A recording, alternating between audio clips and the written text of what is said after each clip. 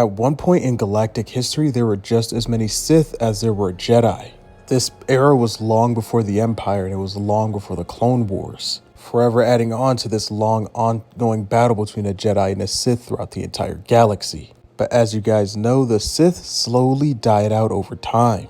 This was mainly due to their own fault. You see, the Sith had this weird code when it comes to their masters. Whenever a Sith sees an opportunity to overthrow his master, the young apprentice will actually do that, which during this time was leaving voids of power, as every Sith apprentice would eventually rise to overthrow their master. And by overthrow, it meant killing them, taking them out of the equation, and the Sith actually became better Sith hunters than the Jedi at the time.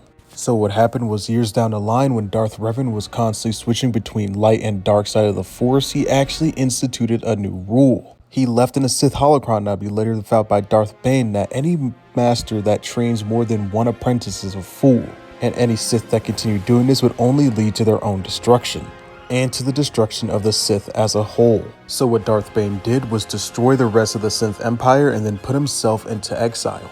After these events, not a single Sith was seen for over 1,000 years until Palpatine and Maul. Every Sith master knew their defeat by their apprentice was completely inevitable. There was no way to actually stop it. But at this time, some Sith masters had multiple apprentices, so what would happen is both apprentices, or maybe multiple apprentices, would join together in order to take down the master, and after they would take their master's position, then eventually they would start fighting amongst themselves again, leaving one master weaker than the last one they just succeeded. The rule of two gave more of an incentive to the Sith masters, and it also gave them more of a drive to keep the Sith Empire going in secrecy. And this worked for thousands and thousands of years until Anakin Skywalker turned back from being Darth Vader and destroyed the Sith once and for all, and in turn destroyed himself as well.